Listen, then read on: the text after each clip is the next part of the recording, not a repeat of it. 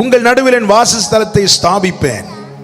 என் ஆத்துமா உங்களை அரோசிப்பதில்லை. நான் உங்கள் நடுவில் உலாவி உங்கள் தேவனாய் இருப்பேன். நீங்கள் என் ஜனமாய் இருப்பீர்கள்.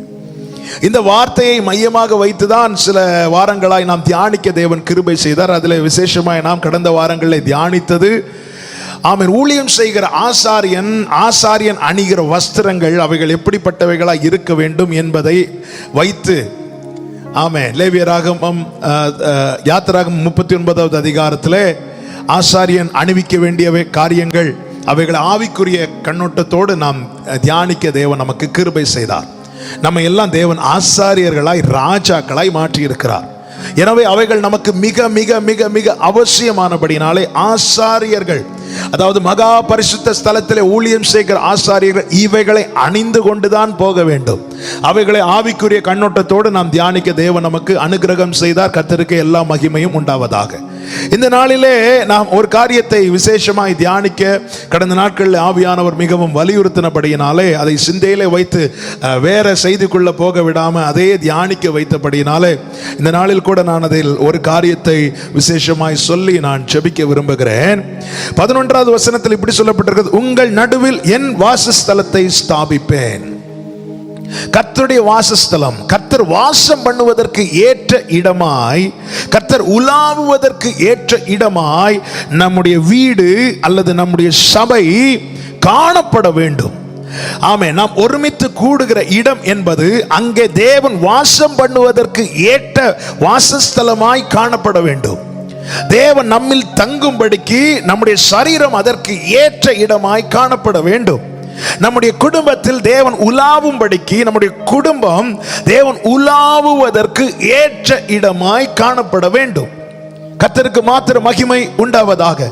சபை, ஆமென், தேவன் உலாவுவதற்கு ஏற்ற வாசஸ்தலமாய் நாம் கூடி வருகிற சபை காணப்பட வேண்டும். தேவனுடைய வாசஸ்தலம், தேவன் தங்குகிற இடம், தேவன் உலாவுகிற இடம், அது எப்படிப்பட்டதாக இருக்க வேண்டும்? எசேக்கியேல் 37வது அதிகாரத்தின் 27, 28 வசனங்களிலே இப்படி சொல்லப்பட்டிருக்கிறது. அதை வாசிக்க கேட்கலாம். எசேக்கியேல் 37வது அதிகாரம் 27, 28 வசனங்கள். என் வாசஸ்தலம் அவர்களிடத்தில் இருக்கும், என் வாசஸ்தலம் அவர்களிடத்தில் இருக்கும், நான் அவர்கள் தேவனாயிருப்பேன். 28வது வசனம், அப்படியே என் பரிசுத்த ஸ்தலம் அவர்கள் நடுவிலே என்றென்றைக்கும் இருக்கும். என் வாசஸ்தலம் அவர்களிடத்தில் இருக்கும். அப்படியே என் பரிசுத்த ஸ்தலம் என்று சொல்லும் போது ஒரு காரியம் தெளிவாய் தெரிகிறது. தேவனுடைய வாசஸ்தலம் பரிசுத்தமாயிருக்கும். பரிசுத்தம், பரிசுத்தம், பரிசுத்தம். தேவன் வாசம் பண்ணுகிற இடம் பரிசுத்தமாயிருக்க வேண்டும். தேவனுடைய வாசஸ்தலம் பரிசுத்தம் உள்ளது. அவர்கள் நடுவில் என் வாசஸ்தலத்தை ஸ்தாபிப்பேன். அப்படியே என் பரிசுத்த ஸ்தலம். பாருங்கள், சகைவை பார்த்து கர்த்தருக்கு மகிமை உண்டாவதாக. ஆண்டவராக இயேசு கிறிஸ்து அண்ணாந்து பார்த்து சகையிட்ட சொல்றார், சகைவே நீ சீக்கிரமா இறங்கி வா, நான் உன் வீட்டில் வந்து தங்க வேணும் அப்படின்னு சொல்றார். சொன்னதும் சகையு வேகமா இறங்குறான். வேகமா இறங்கி அழைச்சிட்டு வீட்டுக்கிட்ட போனதும் சகையு நின்று, அப்படிதான் இருக்கும்.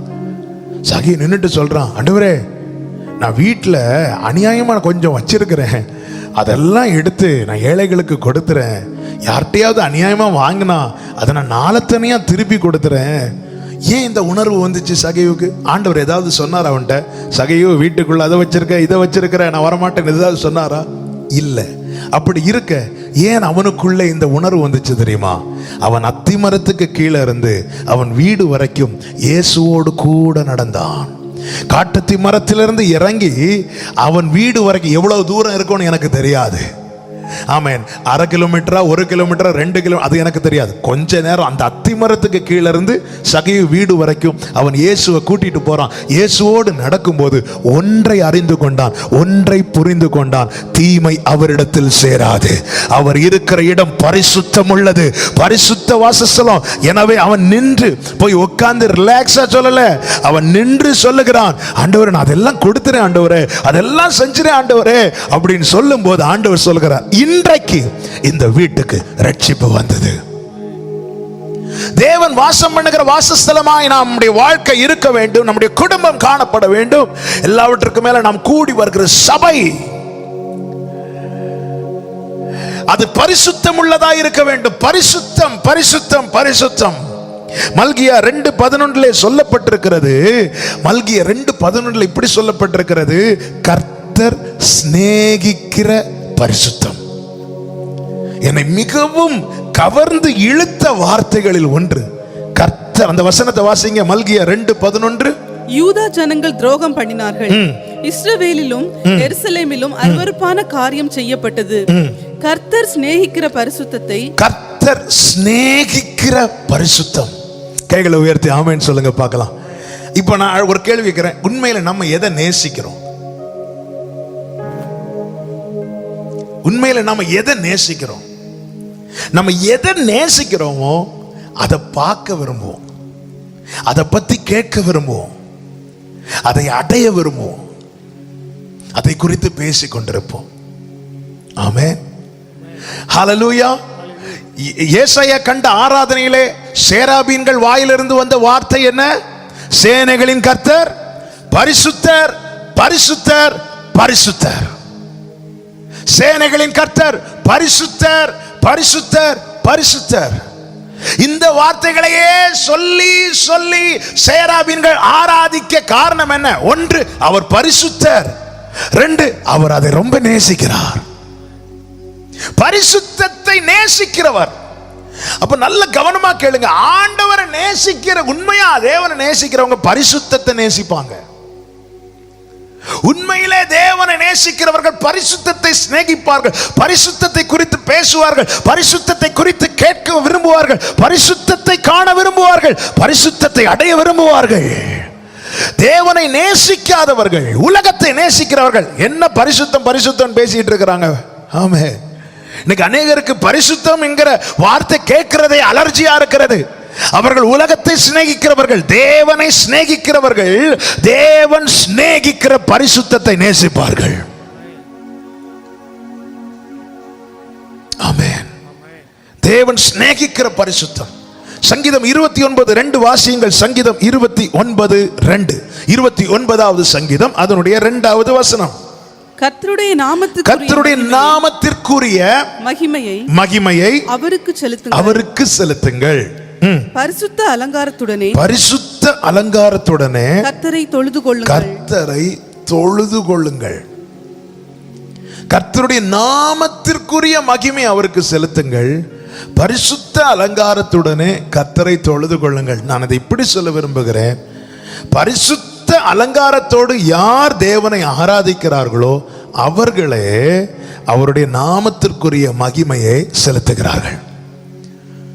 சும்மா வந்தோம் ஆராதித்தோம் இல்ல, பைபிள்ல தெளிவா இருக்கு, அவருடைய நாமத்திற்கு உரிய மகிமையை செலுத்தணும். அவருடைய நாமம் பரிசுத்தம் உள்ளது, அவருடைய நாமம் மேலானது, அவருடைய நாமம் எல்லா நாமத்திலும் மேலான நாமம். அவருடைய நாமத்துக்குரிய மகிமையை செலுத்தணும்னா பரிசுத்தம் நமக்கு அலங்காரமா இருக்கணும். கரங்களை உயர்த்தி ஆமென் சொல்லுங்க. பரிசுத்த அலங்காரத்துடனே கர்த்தரை தொழுது கொள்ளுகிறவர்கள் அவருடைய நாமத்திற்குரிய மகிமையை செலுத்துகிறார்கள். தேவன் சிநேகிக்கிற பரிசுத்தம், அவர் விரும்பி தெரிந்து கொண்ட வாசஸ்தலம் பரிசுத்தமா இருக்கணும். நீங்களே அவருடைய ஆலயம், தேவனுடைய ஆலயம் பரிசுத்தம் உள்ளது. நீங்களே அவருடைய ஆலயம் என்று 1 கொரிந்தியர் 3 சொல்லப்பட்டிருக்கிறது. நம்முடைய வாழ்க்கை பரிசுத்தம் உள்ளதா இருக்கணும். கூடி வரும்போது அந்த ஐக்கியம் பரிசுத்தம் உள்ளதா இருக்கணும். யாவரோடும் சமாதானம் உள்ளவர்களா இருங்கள், பரிசுத்தம் இல்லாமல் ஒருவனும் தேவனை தரிசிக்க முடியாதே. பரிசுத்தம், நல்ல கவனமா கேளுங்க. ஆமா, நம் மத்தியிலே தேவன் எழுந்தருள வேண்டுமானால் அவர் விரும்புகிற பரிசுத்தம் அங்கே வெளிப்படணும். கைகளை உயர்த்தி ஆமென் சொல்லுங்க பார்க்கலாம். உபாகமம் 23:14 நமக்கு தெரிந்த வசனமானாலும் ஒரு சில வசனங்கள் வாசித்து விட்டு நான் செய்திக்குள்ளே போக விரும்புகிறேன். உபாகமம் 23:14. உன் தேவனாகிய கர்த்தர் உன்னை ரட்சிக்கவும் உன் சத்துருக்களை உனக்கு ஒப்பு கொடுக்கவும் உன் பாளையத்திற்குள்ளே உலாவிக் கொண்டிருக்கிறார். அவர் உன் பாளையத்திற்குள்ளே உலாவிக் கொண்டிருக்கிறார். ஆகையால் அவர் உன்னிடத்தில் அசுசியான காரியத்தை கண்டு உன்னை விட்டு போகாதபடிக்கு உன் பாளையம் சுத்தமா இருக்க கடவது. பாளையம் சுத்தமா இருக்கு. நல்ல கவனமா கேளுங்க. தேவன் நம்மத்திலே உலாவ விரும்புகிறார். அவர் நம்மத்திலே உலாவினால் மாத்திரமே நமக்கு ரட்சிப்பு. அவர் நம்மத்திலே உலாவும் போது மாத்திரமே சத்துருவுக்கு நெருங்க முடியாது. சத்துரு எப்போ விழுங்கலான்னு வகை தேடிட்டு இருக்கிறான். அப்படின்னு என்ன அர்த்தம்? எப்போ அவரோடு உள்ள அந்த கனெக்ஷன் கட் ஆகும்னு சத்துரு வெயிட் பண்ணிட்டு இருக்கிறான். ஆதாம் ஏவாளை பிசாசானவன் வஞ்சிக்கிறதுனுடைய அவனுடைய தந்திரம் என்ன? இல்லைன்னா ஆதாம் ஏவாளை இவங்களை கை வைக்க முடியாது. அவன் பார்த்தான், இவங்களை வெளியே கொண்டு வரணும்னா என்ன செய்யணும்? இவங்களை அவரோடு இருக்கிற அந்த உறவுல ஒரு சின்ன ஒரு பிரேக் வர வச்சிடணும், ஒரு விரிசலை வர வச்சிடணும். அதுக்கு என்ன செய்யணும்? அதுக்கு என்ன செய்யதான் தெரியுமா? இச்சையை தூண்டும்படியாய் பேசி தேவன் விலக்கின பழத்தை இவங்களை பார்க்க வைத்து பறிக்க வைத்து புசிக்கும்படி வைத்தான். இது என்னாச்சு? தேவனுக்கும் மனுஷனுக்கும் இடையே இருக்கிற அந்த உறவு மகிமை விலகினது, உறவு விரிசல் உண்டானது. எனவே தான் ஆண்டவர் பிசாசுக்கு சொன்னார், அவர் உன் தலையை நசுக்குவார்னு. இதுக்கு காரணமான நீதான இந்த வேலையை பண்ண, அவர் உன் தலையை நசுக்குவார். நல்ல கவனமா கேளுங்க. அப்போ தேவ பிள்ளைகளாகிய நாம் கூடி வரும்போது, தேவ பிள்ளைகளாகிய நாம் எப்பவுமே ஜெயிக்கணும் அப்படின்னா, அந்த ரட்சிப்பில் நம்ம நிலைத்திருக்கணும் அப்படின்னா, சத்துரு எவ்விதத்தில் நம்மை நெருங்க கூடாது அப்படின்னா, நம்முடைய பாளையத்தில் அவர் உலாவி கொண்டிருக்க வேண்டும். அவர் உலாவுவதற்கு ஏற்ற இடமாய் நம்முடைய கூடாரம் காணப்பட வேண்டும், நம்முடைய சபைகள் காணப்பட வேண்டும். இல்லை என்றால் வேதம் என்ன சொல்லுகிறது? உன்னிடத்தில் அசுசியான காரியத்தை கண்டு அவர் உன்னை விட்டு விலகாதபடிக்கு. தீமை அவரிடத்தில் சேராது. ஆமென். இளைய குமாரன் திரும்பி வந்தது உண்மைதான். ஆனாலும் அழுக்கு வஸ்திரத்தோடு அவனை வீட்டுக்குள் ஏற்றவில்லை. அவனுக்கு சுத்தமான வஸ்திரத்தை தரித்த பிறகுதான் வீட்டுக்குள்ளே கொண்டு போனார் தகப்பன். யோசுவா பிரதான ஆசாரியன், போன வாரம் தியானித்தோமே, அவன் பிரதான ஆசாரியன் தான், கர்த்தருக்கு முன்பாய் வந்து நிற்பது உண்மைதான். ஆனால் அழுக்கு வஸ்திரம் தரித்திருக்கும் மட்டும் கர்த்தருடைய தூதனானவர் அவன் பக்கத்தில் வந்து நிற்க முடியவில்லை. அவனுடைய அழுக்கு வஸ்திரம் மாற்றப்பட்டு சுத்தமான பாகை அணிவிக்கப்பட்ட பிறகு கர்த்தருடைய தூதனானவர் வந்து அவன் பக்கத்தில் நிற்கிறார். தீமை அவரிடத்தில் சேராது. பாளையம் சுத்தமாயிருக்க கடவுது. என கேட்கிற அன்பு சகோதரா சகோதரி, நம்முடைய கூடாரத்தின் மேல கர்த்தருடைய கரம் உயர்ந்திருக்க வேண்டுமானால், கர்த்தருடைய கரம் பராக்கிரமம் செய்ய வேண்டுமானால், நம்முடைய கூடாரம் சுத்தமாயிருக்க கடவுது. நம்முடைய பாளையம் சுத்தமா இருக்கணும். தீமை அவரிடத்தில் சேராது. அவர் உலாவுவதற்கு ஏற்ற இடம் பரிசுத்தம் உள்ளதா இருக்க வேண்டும். பரிசுத்தம் உள்ளதா இருக்க வேண்டும். ஹல்லேலூயா. கரங்களை உயர்த்தி ஆமென் சொல்லுங்க பார்க்கலாம். பரிசுத்தம் இல்லாமல் ஒருவரும் தேவனை தரிசிக்க முடியாது. நம்முடைய ஆராதனைகளை பரிசுத்தம் இருக்கணும். கூடி வருகிற இடம் பரிசுத்தம் உள்ளதா இருக்க வேண்டும். ஆண்டவர் சொல், உன்னிடத்தில் அசுசியான காரியத்தை கண்டு உன்னை விட்டு விலகாதபடிக்கு பாளையம் சுத்தமா இருக்க கடவுது. பாளையம் சுத்தமா இருக்கும் போதுதான் கர்த்தர் உலாவுவார். என்ன சொல்லுகிறது? கர்த்தர் உலாவும் போது அவர் உன்னை ரட்சிப்பார், சத்துருக்களை உன் கையில் ஒப்பு கொடுப்பார். சத்துருக்களை உன் கையில் ஒப்பு கொடுக்கும் போது என்ன நடக்கும் தெரியுமா? ஆமென். இதுவரை அநேக காரியங்களுக்கு தடையாய் நின்ற பிசாசானவன், தடையாய் நின்ற சத்துரு, அதன் பிறகு உன்னை மேற்கொள்ள உன் வழியாய் வரமாட்டான். அப்படியே ஒரு வழியாய் அவன் புறப்பட்டு வந்தாலும் 7 வழியாய் அவன் சிதறி ஓடும்படி கர்த்தர் உனக்காக யுத்தம் பண்ணுவார். வெள்ளம் போல வருகிற சத்துருவை தண்ணீர் உடைந்து ஓட்டும் வண்ணமாய் கர்த்தர் அவனை முறியடிப்பார். கரங்களை உயர்த்தி ஆண்டவருக்கு மகிமையை செலுத்துங்க பார்க்கலாம். ஹல்லேலூயா. ஆமென். நாம் கூடி வருகிற இடத்துல தேவன் உலாவ வேண்டும். நம்முடைய குடும்பத்தில் தேவன் உலாவ வேண்டும். அசுசியான காரியத்தை பார்த்துட்டாருன்னா அவர் விலகிட்டார்னா சத்துரு உள்ள என்றாயிருவான். அவர் விலகிட்டார்னா சத்துரு உள்ள என்றாயிருவான். அவன் எப்போ விழுங்கலான வகை தேடி கொண்டிருக்கிறான். ஆண்டவர் ஒரு காரியத்தை சொல்லும் போது இதை மென்ஷன் பண்ணியிருப்பாங்கல்ல. ஒருவனிடத்திலிருந்து ஒரு பிசாசு துரத்தப்பட்ட பிறகு அது அலைந்து திரிந்து திரும்பி இவனிடத்தில் வந்து பார்க்கும்போது இவனுடைய இடம் எம்டியா இருக்குமே ஆனால், வெறுமையா இருக்குமே ஆனால், அந்த பிசாசு அதுதான் ஒருக்க அவன்கிட்ட இருந்து பொய்யாச்சுல, இனி அவன் வேண்டான்னு சொல்லிட்டு வராது, திரும்ப போய் ஏழை கூட்டிட்டு வந்து அவனுக்குள்ள வாசமா இருக்குமா. வேதம் என்ன சொல்லுகிறது?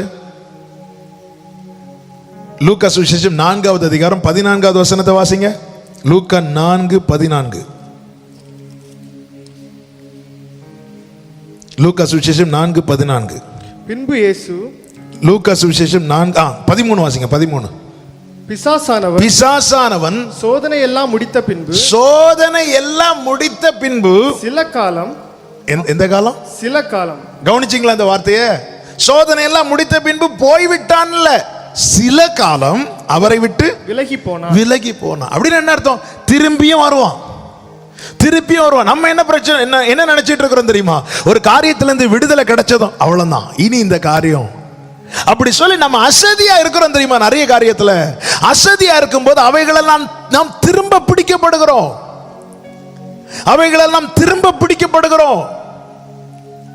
அவன் போகிறான் சில காலம். ஆனா இயேசு கிறிஸ்துவின் வாழ்க்கையில் அவனால என்றாக முடியல. ஏன்? அவர் பிதாவோடு இருக்கிற உறவு அவ்வளவு பலமா இருந்துச்சு, அவ்வளவு ஸ்ட்ராங்கா இருந்துச்சு.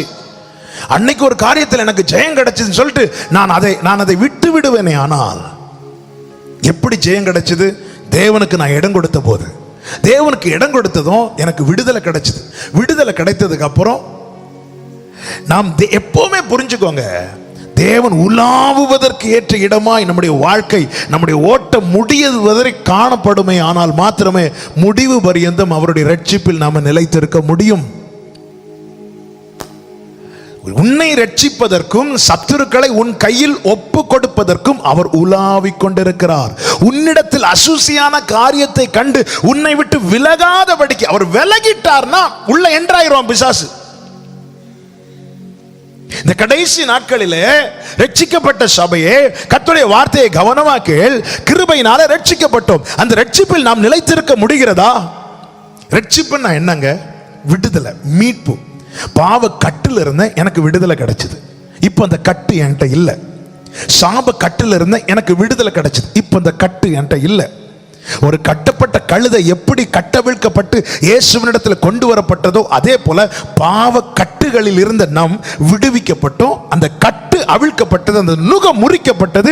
குனிந்திருந்த நான் இப்பொழுது நிமிர்ந்திருக்கிறேன், தலை குனிந்திருக்கிற நான் இப்பொழுது நிமிர்ந்திருக்கிறேன். அடிமை என்று எண்ணப்பட்ட நான், அழைக்கப்பட்ட நான் இப்பொழுது புத்திரனாய் இருக்கிறேன். இதுதான் விடுதலை, இதுதான் ரட்சிப்பு. ஓகே, மீண்டும் கட்டப்படுகிற அனுபவத்தை நோக்கி போகிற நிலைமையை காணப்படுமையானால் பைபிள் சொல்லுது, ஒரு காரியத்திலிருந்து விடுதலையான பின்பு மீண்டும் அவைகளால் நாம் ஜெயிக்கப்படுவோமையானால் நம்முடைய முந்தின நிலைமையை காட்டிலும் பிந்தின நிலைமை மிக மிக மிக மோசமா இருக்கும். பேதுருவை கொண்டு ஆவியானவர் எழுதி வைத்திருக்கிறார். அப்போ நான் இப்ப விடுவிக்கப்பட்டுட்டேன், இந்த நுகெல்லாம் முறிக்கப்பட்டு விட்டது, என் கட்டுகள் அறுக்கப்பட்டு விட்டது. இனி நான் என்ன செய்யணும்? இந்த ரட்சிப்பில் நிலைத்து இருக்கணும். அதாவது இனி ஒரு நுகம் என் கழுத்தில் ஏறாதபடிக்கு நான் ஜாக்கிரதையா இருக்கணும், நான் கவனமா இருக்கணும். ஒரு கட்டுக்குள் இருந்தேன், கிருபையினால் என்னை மீட்டுக் கொண்டார். இனி நான் என்ன செய்ய வேண்டும்? இனி அந்த கட்டில் அகப்படாதபடிக்கு ஜாக்கிரதையா இருக்கணும். ஆண்டவர் இஸ்ரவேலரை எகிப்திலிருந்து கொண்டு வந்து பெலிஸ்தியர் தேச வழியாய் போவது சமீபமா, அது ரொம்ப ஷார்ட் வேயா இருந்த பிறகும் அவர் அந்த வழியாய் நடத்தாமல் ஏன் செங்கடலை சிவந்த சமுத்திரத்தை சுற்றி போக பண்ணினார் தெரியுமா? இவங்க திரும்பியும் எகிப்துக்கு போயிடக்கூடாது என்பதற்காக, மறுபடியும் பழைய வாழ்க்கையை நோக்கி போய்விடக்கூடாது என்பதற்காக. நிறைய ஷார்ட்கட் வேஸ் கண்ணுக்கு முன்னாடி இருந்தோம். தேவன் உங்களை சுற்றி நடக்க பண்ணுகிறார் என்றால் புரிந்து கொள்ளுங்கள், உங்களை தேவன் இழக்க விரும்பவில்லை. உங்களை தேவன் இழக்க விரும்பவில்லை. ஆண்டவரே, கேட்டதும் அவங்களுக்கு எல்லாம் கொடுக்குறீங்க ஆண்டவரே, என்ன மட்டும் அனாந்தரத்தில் அங்க நடத்துறீங்க, இங்கே நடத்துறீங்க. ஏன்னா ஆமென், உங்களை அவர் இழக்க விரும்பவில்லை. நல்ல கவனம். நான் மீண்டும் அந்த அடிமைத்தன நுகத்துக்குள்ள என் கழுத்தை நான் கொடுத்துடக்கூடாது. அப்படின்னா நான் என்ன செய்யணும்? ஆமென் ஆண்டவரே, நீர் வாசம் பண்ணுவதற்கு ஏற்ற வாசஸ்தலமா என் வாழ்க்கையை நான் எப்பவுமே வச்சிருக்கணும். அசுசியான காரியம் அண்டாதபடி, நெருங்காதபடிக்கு அவரிடத்தில் முழுவதுமாய் ஒப்பு கொடுக்க வேண்டும். ஒரு காரியத்தை செய்யும் போதும் ஒரு காரியத்தை நாம் தீர்மானிக்கும் போதும் இது தேவனுக்கு பிரியமா என்பதை யோசிக்கணும்.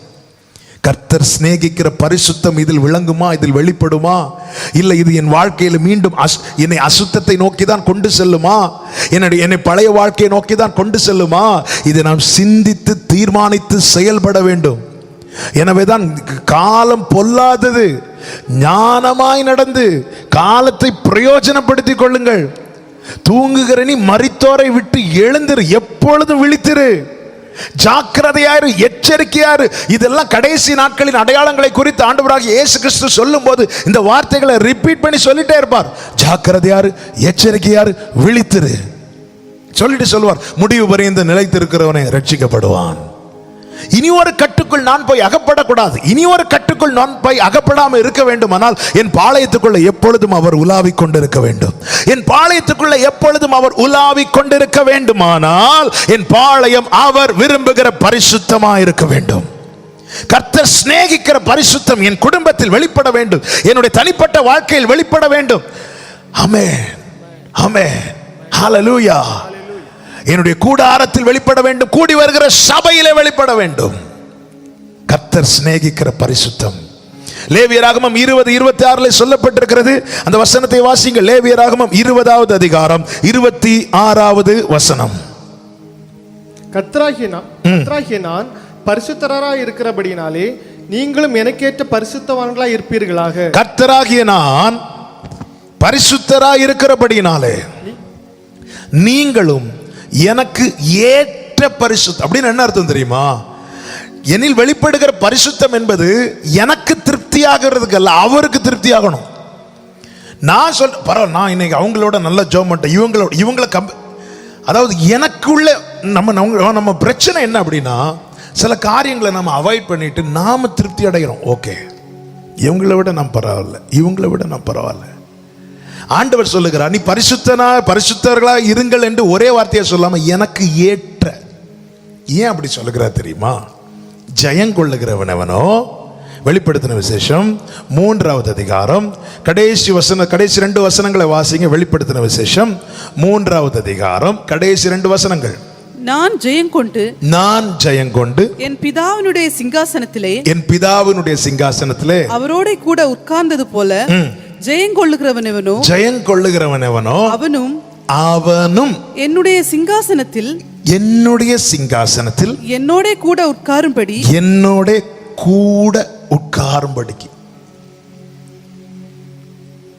ஜெயங்கொள்ளுகிறவன் என் சிங்காசனத்துல என் கூட உட்காரணும். ஜீசஸ், இதை விட மேன்மை, இதை விட பாக்கியம் எந்த சீட்டுக்கு அடி போட்டுட்டு இருக்கோம் இந்த பூமியில?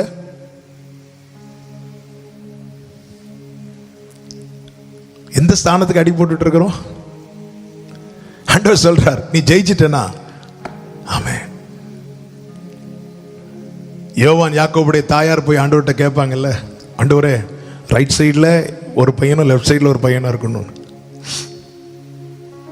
ஆண்டவர் சொல்றார், அது என் பிதா யாரை தீர்மானிக்கிறாங்களோ அவங்க தான் இருக்கணும். ஆனால் ஆவியானவர் சபைகளுக்கு கொடுக்குற ஒரு ஆஃபர் என்ன தெரியுமா? நீ ஜெயிச்சிட்டேனா, ஆமென் சொல்லுங்க, நீ ஜெயிச்சிட்டேனா என் கூட உன்னை உட்கார வைப்பேன். ஹல்லேலூயா. ஒரு பெரிய விஐபி கூட்டத்தின் நடுவில் நம்மை பார்த்து சிரிச்சாலே அது நமக்கு பெரிய பெருமை. நம்மை பார்த்து சிரித்தாலோ கையசைத்தாலோ அதை விட உடனே அந்த கூட்டத்தில் இருக்கிற எல்லாரும் நம்மளை திரும்பி பார்ப்பாங்க, ஏ இது யாருப்பா, இவர் இன்னார பார்த்து கையசைச்சாங்க, இன்னார பார்த்து சிரிச்சாங்க.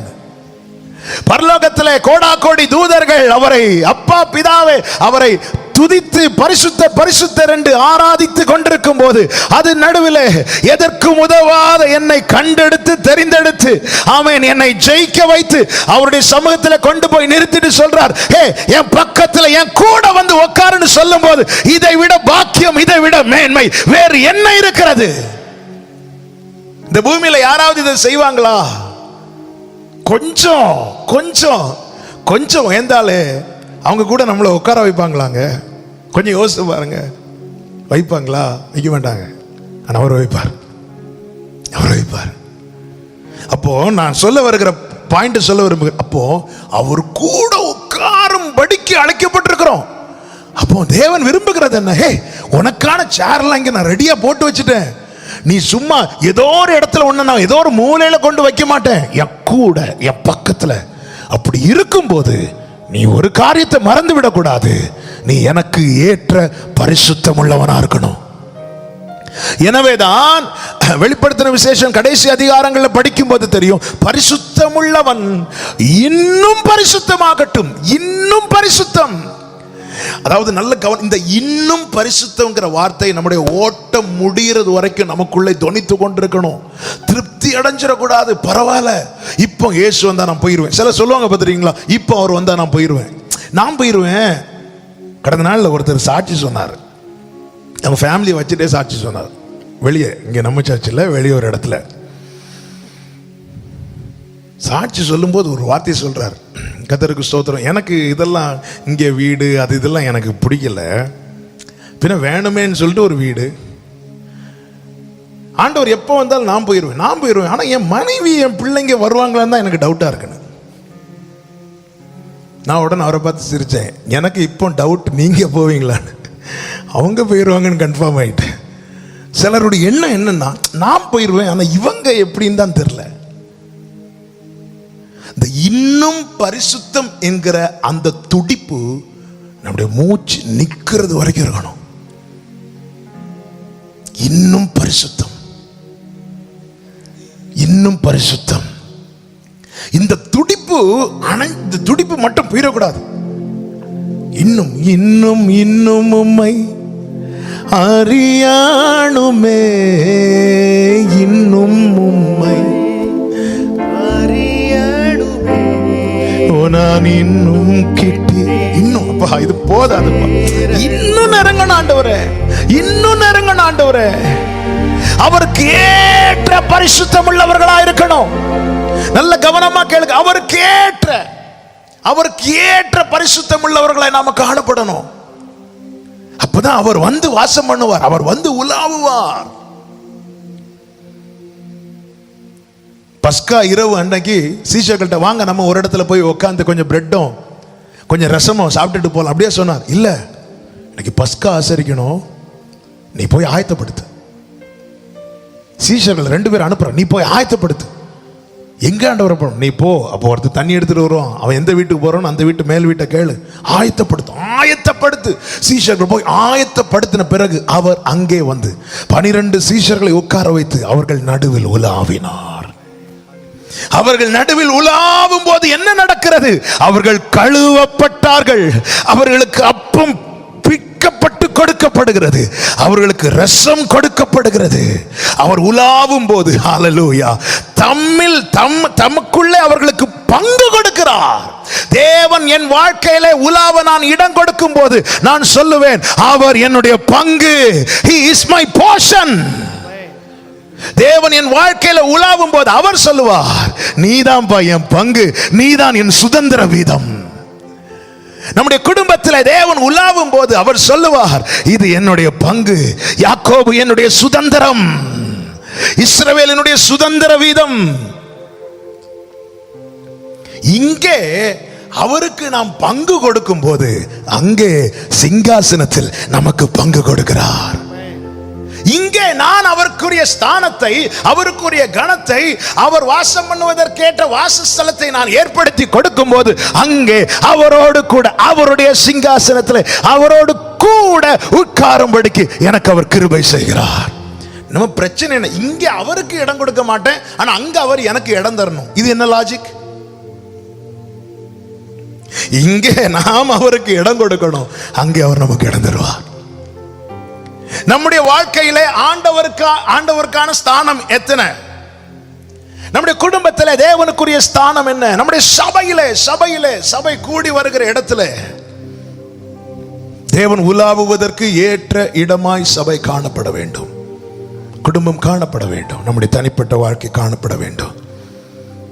மார்க்கு சுவிசேஷம் 11வது அதிகாரத்திலிருந்து ஒரு 3 வசனங்களை ஒரு 3 காரியங்களாக நான் உங்கள் மத்தியிலே சொல்லி நான் ஜெபிக்க விரும்புகிறேன். கடந்த நாளில் ஆவியானவர் இந்த வார்த்தைகளை கொண்டு அடியானோடு கிருபையினாலே பேசி கொண்டிருந்தார். ஆண்டவருக்கு மகிமை உண்டாவதாக. அந்த 3 வார்த்தைகளை 3 காரியங்களாக நான் உங்களிடத்தில் சொல்லி நான் செபிக்க விரும்புகிறேன். சபை அது தேவன் உலாவுவதற்கேற்ற இடமா இருக்க வேண்டும். அப்ப நல்ல கவனிங்க. அப்போ ஒரு இடத்துல தேவன் உலாவுவதற்கு முன்பதாக தேவன் 2 காரியத்தை செய்கிறார். அதுல முதல் காரியம் என்ன தெரியுமா? 11வது அதிகாரம் 11வது வசனம். 11வது அதிகாரம் 11வது வசனம். அப்பொழுது இயேசு எருசலேமுக்கு வந்து தேவாலயத்தில் பிரவேசித்து எல்லாவற்றையும் சுத்தி பார்த்து சாயங்காலம் ஆன போது 12 கூட பெத்தானியாவுக்கு போனார். தேவாலயத்தில் பிரவேசித்து எல்லாவற்றையும் சுத்தி பார்த்துட்டு போனார். என்ன ரொம்ப யோசிக்க வச்ச வார்த்தை. ஆலயத்துக்குள்ள வந்து முதல்ல எல்லாத்தையும் சுத்தி பார்க்கிறார். எல்லாத்தையும் பார்ப்பார். எல்லாத்தையும் பார்ப்பார். எல்லாவற்றையும் பார்ப்பார். ஆதியாகமம் 1:31 சொல்லப்பட்டிருக்கிறது, தேவன் தாம் உண்டாக்கின எல்லாவற்றையும் பார்த்தார். சர்ச்சுக்கு பிலீவர்ஸ் வரும்போது எதை மெயினா பார்ப்பாங்க? ஸ்டேஜை பார்ப்பாங்கல்ல, ஸ்டேஜ். ஆனா தேவன் வரும்போது ஸ்டேஜை மட்டும் பார்க்க மாட்டார், எல்லாத்தையும் பார்ப்பார். எல்லாத்தையும் எப்படி பார்ப்பார? சுத்தி பார்ப்பாராம்.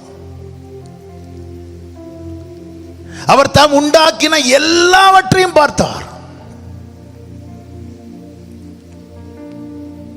எபிரேயர் 4:13 சொல்லப்பட்டிருக்கிறது, அவருடைய பார்வைக்கு மறைவான சிருஷ்டி ஒண்ணுமே கிடையாது. சகலமும் அவருடைய கண்களுக்கு முன்பாக நிர்வாணமும் வெளியரங்கமுமாய் இருக்கிறது. எனவேதான் அத்தி இலைகளை வைத்து மறைத்த பிறகும் ஆதாம் ஏவாளுக்கு அவருக்கு முன்பாக வந்து நிற்க முடியவில்லை.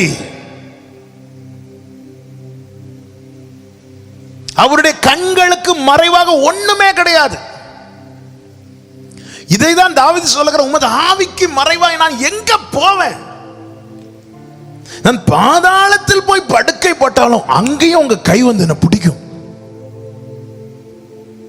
தேவன் ஒரு இடத்தில் உலாவ வேண்டுமானால் முதலாவது அதை சுற்றி பார்க்கிறார். அது எப்படிப்பட்டதா இருக்கிறது? சகலமும் அவர் கண்களுக்கு முன்பாக வெளியரங்கமாய் இருக்கிறது. அவருடைய பார்வைக்கு முன்பாக, அவருடைய பார்வைக்கு மறைவாக ஒன்றுமில்லை. நாம் எல்லாரும் அவருக்கு கணக்கு ஒப்புவிக்க வேண்டும் என்று எபிரேயர் 4:13 சொல்லப்பட்டிருக்கிறது. ஆண்டவரே நீர் இறங்கி வார், இப்போ வாரம் இறங்கி வாரம் பாடணும்னா வரமாட்டார். முதல்ல பார்ப்பார். முதல்ல பார்ப்பார். நம்ம சபையில கூடி வந்திருந்த ஆண்டவரே இப்போ வாரம் இறங்கி வாரம் வரமாட்டார். முதல்ல சுற்றி பார்ப்பார். ஏன்னா தேவன் உலாவ வேண்டுமே. அவர் சுற்றி பார்ப்பார். பார்த்துட்டு போனாராம். அந்த 11வது வசனம் அப்படிதான், பார்த்துட்டு போனார். இயேசுவின் நாமத்தில் சொல்றேன், பார்த்துட்டு அவர் போகக்கூடாது, பார்த்துட்டு இருக்கணும், வந்து இருக்கணும். இன்னைக்கு அநேகர் வாழ்க்கை, அநேக குடும்பங்கள்ல தேவன் வந்து பார்த்துட்டு போகிற மாதிரி இருக்கு. இவ தேவாலயத்துக்கு வந்தார், சுத்தி பார்த்தார், போயிட்டார். ஹோலி ஸ்பிரிட் அவருடைய பார்வைக்கு மறைவா ஒண்ணுமே கிடையாது. மார்க் 5வது அதிகாரத்துல இயேசு கிறிஸ்து நடந்து போய் எவரின் வீட்டுக்கு போய் கொண்டிருக்கும் போது 12 வருடம் பெரும்பாடுள்ள ஸ்திரீ பின்னாக வந்து அவருடைய வஸ்திரத்தின் ஓரத்தை தொட்டால் அவரிடத்திலிருந்து வல்லமை புறப்பட்டது. வல்லமை புறப்பட்டதும் அவள் குணமடைந்ததும் கூட்டத்துக்குள்ள போய் நின்னுட்டா. இயேசு நின்று திரும்பி அந்த 32வது வசனத்தை வாசிங்க. மார்க் 5வது அதிகாரம் 32வது வசனம். இதை செய்தவளை காணும்படி, இதை செய்தவளை காணும்படிக்கு அவர் சுற்றிலும் பார்த்தார். அவர் சுற்றிலும் பார்த்தார். ஷாகாரா பாலாரா. ஒரு பெரிய கூட்டம் இருக்குங்க. இயேசுக்கு முன்னாடி பெரிய கூட்டம் இருக்கு. அந்த கூட்டத்தின் நடுவுல ஒருத்தி போய் ஒளிச்சிருக்கிறா. அவளை பேதுருவின் கண்ணுக்கும் தெரியாது, யோவானுடைய கண்ணுக்கும் தெரியாது, யாக்கோபுடைய கண்ணுக்கும் தெரியாது, மற்ற ஒரு சீஷர்களுடைய கண்களுக்கும் தெரியாது. என கேட்கிற அன்பு சகோதரா சகோதரி, அந்த ரங்கத்தில் நீ தேவ சமூகத்தில் கண்ணீர் வடித்துக் கொண்டு தேவ சபை கூடும் போது வந்து ஏதாவது ஒரு ஓரத்தில் இருப்ப. ஊழியர்கள் கண்களுக்கு உன்னை தெரியாம இருக்கலாம், ஆனால் அவர் உன்னை சுற்றிலும் பார்ப்பார், அவர் உன்னை தேடுவார். இதை செய்தவளை பார்க்கும்படி அவர் சுற்றி பார்த்தார். அடுத்த வசனத்தை வாசிங்க. 33வது வசனம். தன்னிடத்திலே சம்பவித்ததை அறிந்த அந்த ஸ்திரீயானவள் தன்னிடத்தில் சம்பவித்ததை அறிந்த அந்த ஸ்திரீயானவள் பயந்து நடுங்கி அவர் முன்பாக வந்து விழுந்து அவர் பார்த்தார், அவர் முன்பாக வந்து விழுந்தாள். அப்படின்னு என்ன அர்த்தம் தெரியுமா? நீ இருக்கிற இடத்துல வந்து அவர் பார்ப்பார் என்பதையும் காட்டி சொல்றேன். அவர் எங்க இருந்து பார்க்கிறாரோ அவருடைய பார்வை ஒன்னை இழுத்து அவருக்கு முன்னாடி கொண்டு வந்து விடும். அவருடைய பார்வைக்கு முன்பா மறைவாக ஒண்ணுமே கிடையாது. சும்மா பாடல நம்ம, உம்மழகான கண்கள் என்னை கண்டதாலே. இத்தனை கூட்டத்தின் நடுவில் என்ன பாக்குறீங்களேப்பா? முடிந்ததென்று நினைத்த நான் உயிர் வாழ்கின்றேன். அவர் எல்லாத்தையும் பார்க்கிறாருங்க, எல்லாத்தையும் பார்க்கிறார், எல்லாத்தையும் சுத்தி பார்க்கிறார், எல்லாவற்றையும் பார்க்கிறார். அவருடைய பார்வைக்கு மறைவா ஒண்ணுமே கிடையாது. தேவனுடைய பார்வை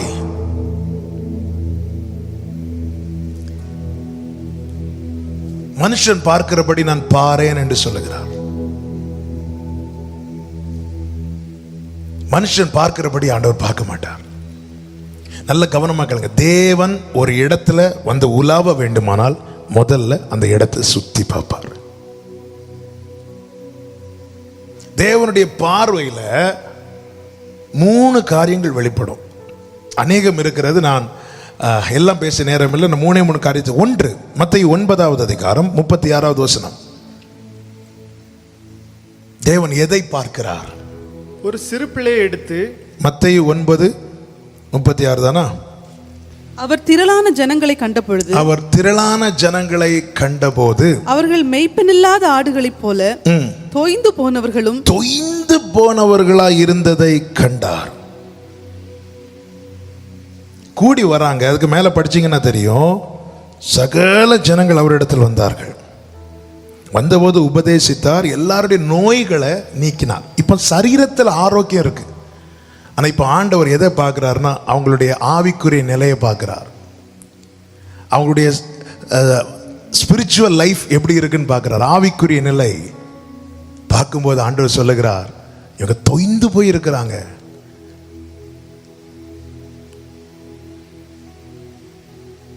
இன்னும் சொல்லணும்னா சரீர பிரகாரமா ஆரோக்கியமா இருக்கிறாங்க, ஆவிக்குரிய நிலை தொய்ந்து போயிருக்கு. இவங்க கிட்ட கொரோனாவை பத்தி கேட்டா டீட்டெயிலா சொல்லுவாங்க, கர்த்தரை பத்தி கேட்டா அது யாருன்னு சொல்லுவாங்க. யாருன்னு கேட்குறாங்க. 3 மாசத்துக்கு இந்த ஜனவரி மாசத்துல இருந்து தான் நிறைய பேர் கொரோனாங்கிற வேர்டே நம்ம கேட்டோம். ஆனா இன்னைக்கு அதை பத்தி, அதோட சிம்டம்ஸ் என்ன, அதோட ஷேப் என்ன, யாரை கேட்டாலும் அடிச்சு விடுறாங்க. பார்த்துருக்கீங்களா? ஆனா தாயின் கருவில் தோன்றின முதல் நமக்கு ஆதரவா இருந்தார் நம் தகப்பன். அவரை குறித்து ஆண்டவர் பார்க்கிறார், மெய்ப்பன் இல்லாத ஆடுகளை போல தொய்ந்து இருக்கிறாங்க, தொய்ந்து போயிருக்கிறாங்க. இதுதான் ஆண்டவர் சொன்னார், நான் மனுஷன் பார்க்கிறபடி பார்க்க மாட்டேன். ஒரு சபை கூடி வரும்போது அவன் வெளியே காண்பிக்கிற ஆரவார சத்தம், ஆர்ப்பரிப்பின் சத்தம், இதை வைத்து நாம் அவரை திருப்திப்படுத்த முடியாது. நம்முடைய ஸ்பிரிச்சுவல் குவாலிட்டி எப்படி இருக்கிறது, நம்முடைய ஆவிக்குரிய நிலை எப்படி இருக்கிறது என்பதை பார்த்து அவர் சுற்றி பார்க்கிறார். இன்னைக்கு நான் இப்படி ஒயிட் அண்ட் ஒயிட் போட்டு இவ்வளவு கத்துறேனே, இந்த கத்ததை பார்த்து எப்பா என் பிள்ளை கலக்குறான், இப்படி பார்க்க மாட்டார் அவர். என்னுடைய அந்தரங்கம், என்னுடைய ஸ்பிரிச்சுவல் லைஃப் எப்படி இருக்கிறது, என்னுடைய ஆவிக்குரிய நிலை எப்படி இருக்கிறது. ஆண்டவர் தம்மை சூழ்ந்து இருக்கிற ஜனங்களை பார்த்து சொல்றார். அதுக்கு முந்தின வசனம் படிச்சீங்கன்னா தெரியும், எல்லாருக்கும் சௌக்கியம் கொடுத்துட்டார். அப்ப சரீர பிரகாரமா எல்லாரும் திடகாத்திரமா இருக்கிறாங்க. இப்போ அப்ப நொண்டி நடந்தவன்லாம் இப்போ எழுந்து நல்ல குதித்து எழுந்து நடக்கிறான். காது கேட்காதவன்லாம் அவனுக்கு காது கேட்குது, கண்ணு தெரியாதவனுங்கெல்லாம் கண்ணு தெரியுது, பேசாதவன்லாம் பேசுறான், குஷ்டரோகியெல்லாம் சுத்தமாகறான். வெளியேறங்கம்மா இப்போ எல்லாருமே ரொம்ப ஸ்ட்ராங்கா இருக்கிறாங்க. ஆனா ஆண்டவர் அவருடைய அந்த ரங்கத்தை பார்த்த போது பார்க்கிறார், இவங்க மேய்ப்பன் இல்லாத ஆடுகளை போல தோய்ந்து போயிருக்கிறாங்க. அப்படின்னு என்ன அர்த்தம்? இவங்களுக்கான மேய்ச்சல் இல்லை, அல்லது இவர்கள் சரியான மேய்ச்சலை இன்னும் காணவில்லை. என கேட்கிற அன்பு சகோதரா சகோதரி, வெறும் அற்புதங்களுக்காக அடையாளங்களுக்காக மாத்திரம் நாம் தேவ சமூகத்தில் வருவோமானால் நம்மையும் தேவன் இப்படிதான் பார்ப்பார். அற்புதம் நடக்குங்க, நடக்காதுன்னு சொல்லல. ஆமென். கால் வலியில வந்தீங்கன்னா கால் வலி சரியாகும், ஆனா அதனால ஆவிக்குரிய நிலை வளரணும் கிடையாது. இங்க ஜனங்கள்லாம் கால்நடையா நடந்து வந்தாங்க.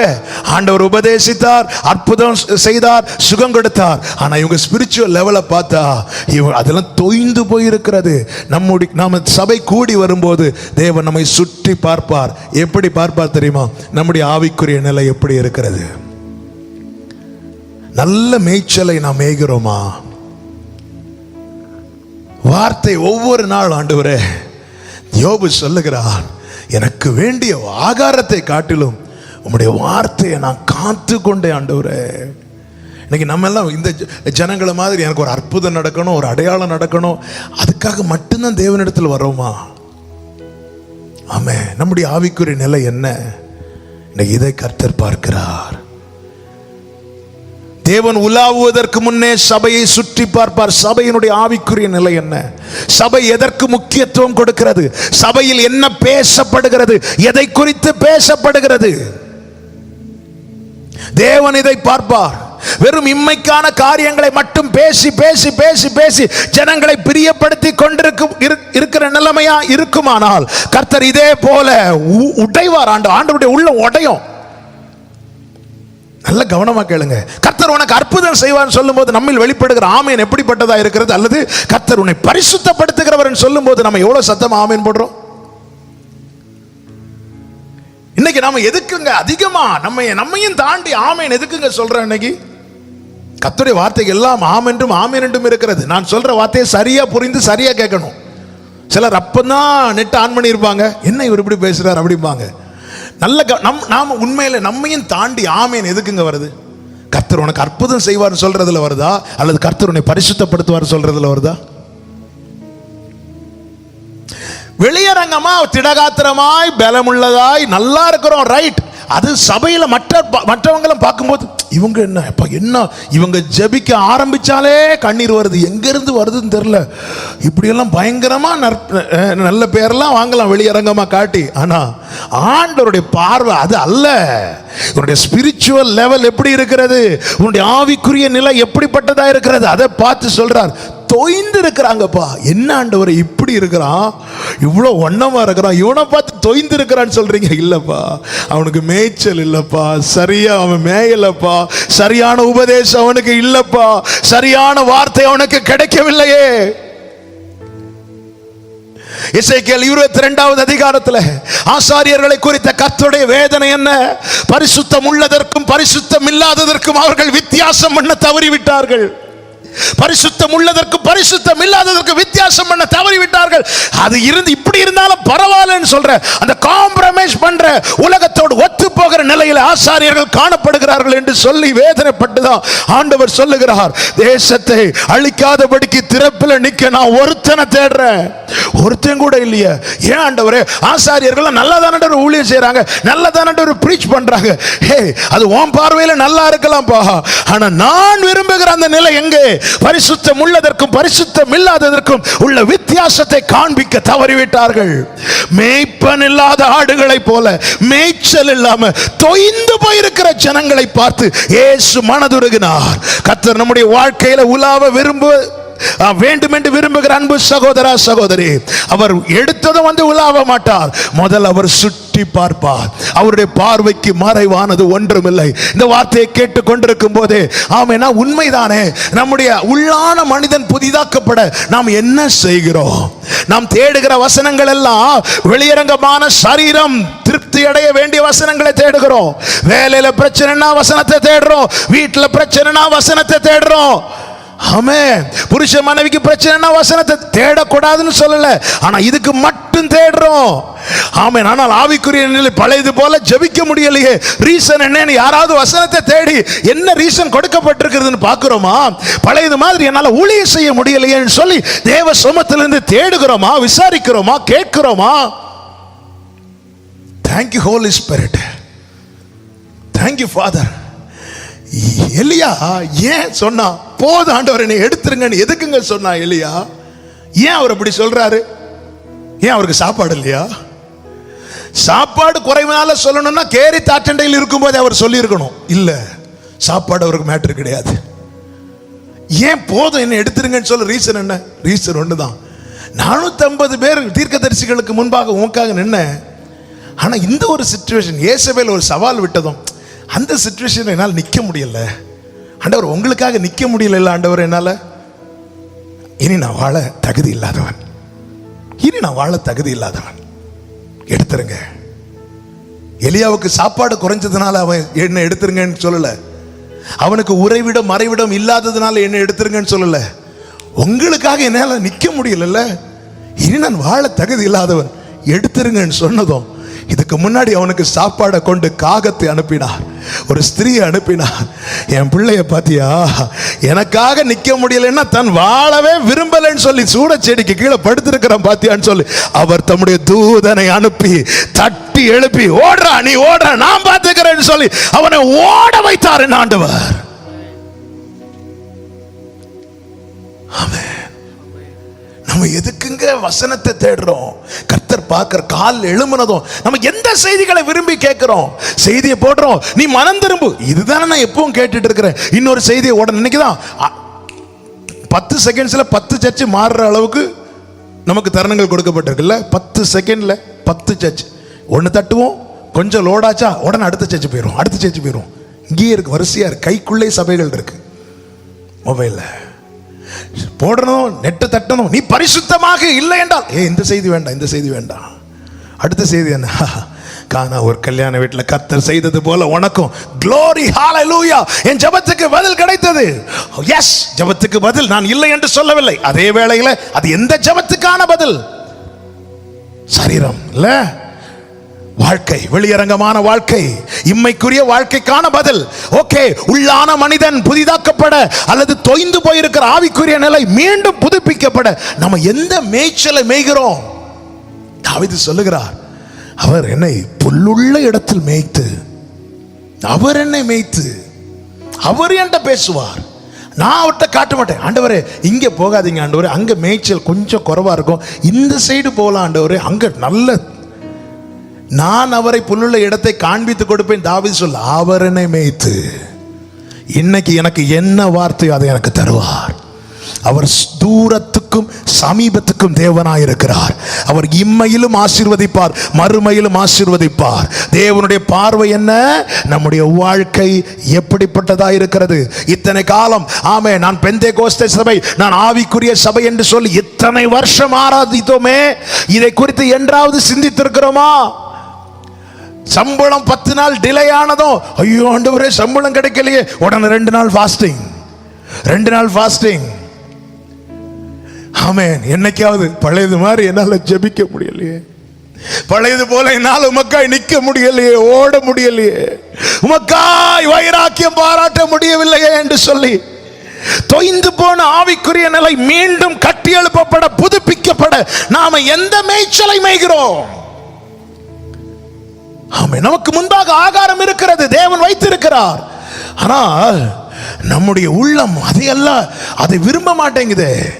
கர்த்தர் யோவானை கொண்டு ஆவியானவர் என்ன பேசினார்? பிரியமானவனே, உன் சரீரமும் மனசு விரும்புறது போல நீ எல்லாத்திலையும் வாழுன்னு சொல்லல, உன் ஆத்துமா வாழ்வது போல, உன் ஆத்துமா வாழ்வது போல நீ எல்லாவற்றிலும் வாழ்ந்து, உன் ஆத்துமா வாழ்வது போல. ஆத்துமாவுடைய நம்பிக்கை என்ன தெரியுமா? இந்த ஆத்துமா ரட்சிப்பை அடைந்ததும் இந்த ஆத்மாவுடைய நம்பிக்கையும் மகிழ்ச்சியும் என்ன தெரியுமா? பரலோகம், பரலோகம், பரலோகம். ஆனால் இந்த ஆத்மா நம்முடைய ஓட்டம் முடிகிறது வரைக்கும் இந்த சரீரத்தில் தான் தங்கி இருக்கும். ஆமென். ஆனால் பல நேரத்தில் நமக்குள்ளே மீட்கப்பட்ட ஆத்மா இருக்கு என்பதை மறந்து சரீர பிரகாரமான காரியங்களுக்காக பகை, வைராக்கியம், கசப்பு, சண்டை இவைகளை வெளிப்படுத்தி வெளிப்படுத்தி வெளிப்படுத்தி ஆவிக்குரிய நிலை இன்னும் தொய்ந்து போயிருக்கிற அந்த பரிதாபமான நிலையில் இருக்கிறோம். இயேசுவின் மார்பில் சாய்ந்திருந்த யோவானை கொண்டு பரிசுத்த ஆவியானவர் எழுதுகிறார், பிரியமானவனே, உன் ஆத்துமா வாழ்வது போல நீ எல்லாத்திலையும் வாழ்ந்திருப்பா. ஆத்துமா எப்படிங்க வாழுது? ஆத்துமா என்ன நினைவுல வாழுது?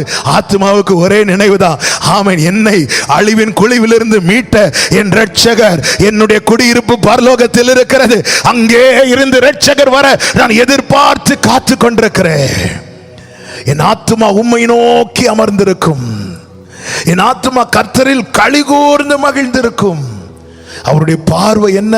நம்முடைய ஆவிக்குரிய நிலையை அவர் பார்க்கிறார். கரங்களை உயர்த்தி ஆமென் சொல்லுங்க பார்க்கலாம்.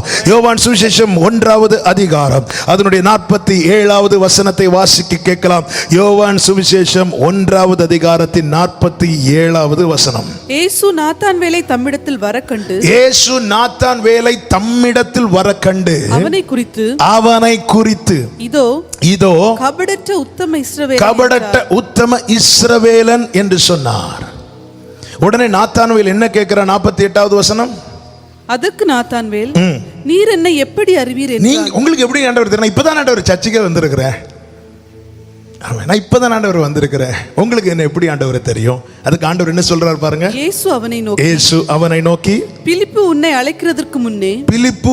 அழைக்கிறதற்கு முன்னமே நீ அத்திமரத்தின் கீழ் இருக்கும் போது உன்னை கண்டேன் என்றார். ஆலயத்துக்கு வருகிறவர்களுடைய வாழ்க்கையை பார்க்கிறார்.